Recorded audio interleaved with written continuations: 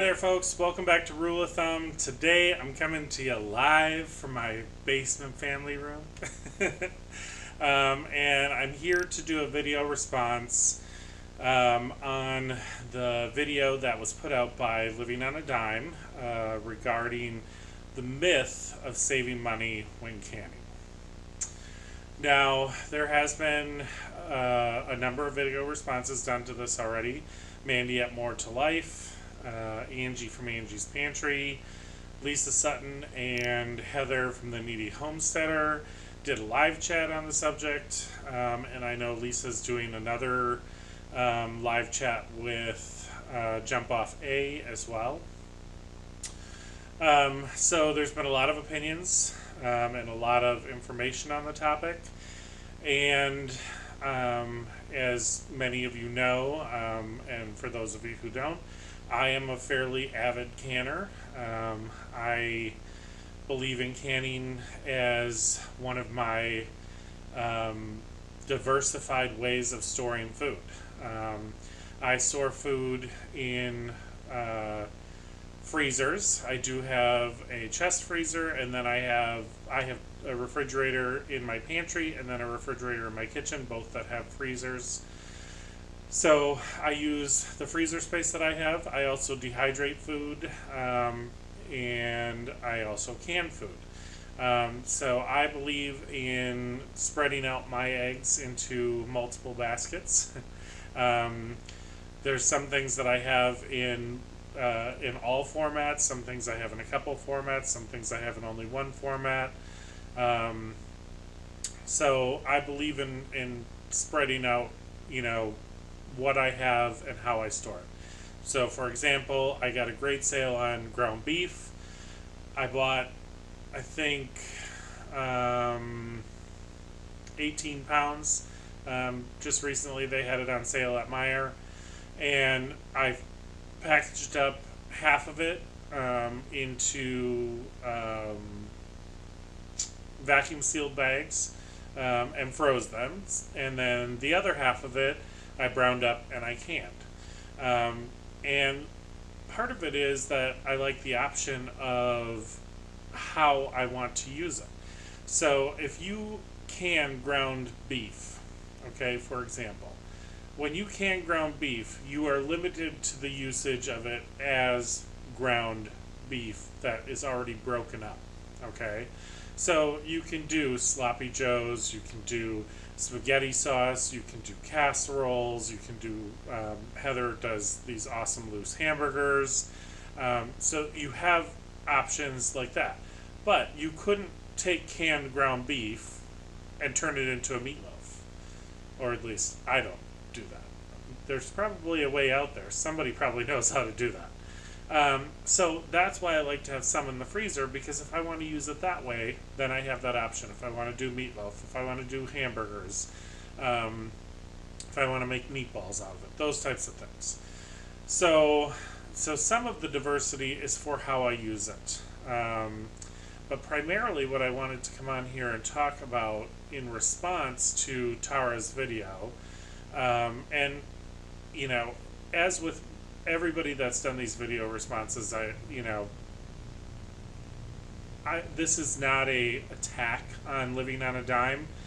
I absolutely appreciate what she does. I am as frugal as the next guy, so I love the money saving ideas. I love the tips on how to be more frugal. The cookbook, I do know a couple people that have the cookbook that love the cookbook that she sells, that she wrote. So this is absolutely not an attack. This is just another way to look at things.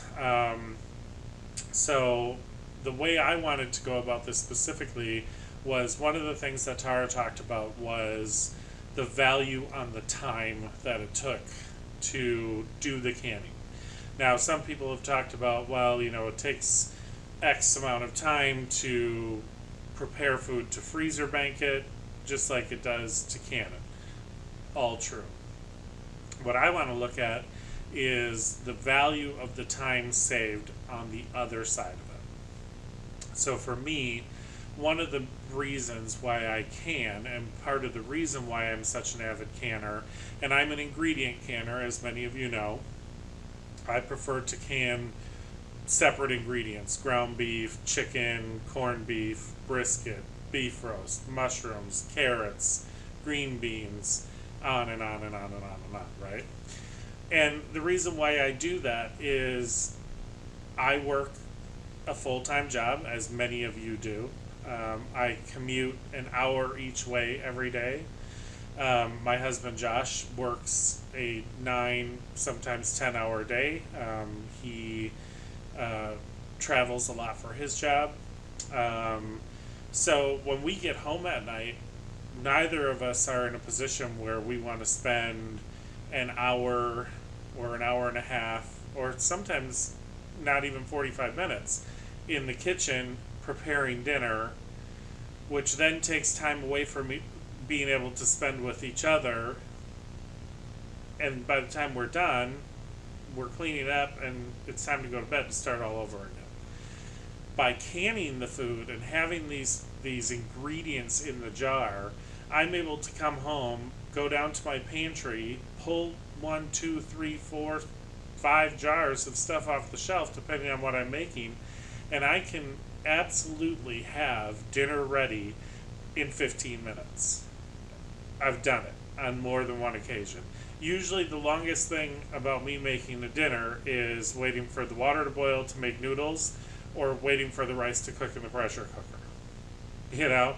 Other than that, everything else I can pull out of the jar. I can make chili. I can make spaghetti. I can make sloppy joes. I can make a chicken and rice casserole. I mean, the list goes on and on and on, folks. So when you talk about valuing time and putting a dollar value on your time, my challenge is to look at the totality of the money that you are saving or spending and the value that you get in the time savings. So for me, being able to spend less time in the kitchen and more time with my husband at the end of the day is priceless. For us, every moment spent together is priceless. So the value that we get from, and as many of you know, Josh is very hands-on in helping me with the canning. He loves to get in there and help me with whatever I need, even if it's just the cleanup. I mean, sometimes that's a big part of the process. So he benefits from his own involvement in helping me getting the foods canned, because then we are able to throw a meal together, sit down and eat, and then still have a couple hours of quality time together at night before we have to start the whole vicious cycle all over again. So my take and my video response and my, for lack of a better word, challenge to Tara is to look at the totality of the experience from beginning to end, from prep to use, and recalculate your estimation on the costs, and really give it another look, and maybe with a little bit more thoughtfulness to the value of the time spent preparing meals as well as the time spent prepping for meals. So that's what I have to offer on the subject. I hope you folks, all engage in this conversation. Comment below. I will put a link for the video below, as well as I will try and link in some of the other video responses that have been done on this, so you folks can check those out as well. Again, this is not an attack on Living on a Dime. It's a great channel with great ideas, great videos. Go check them out, support them.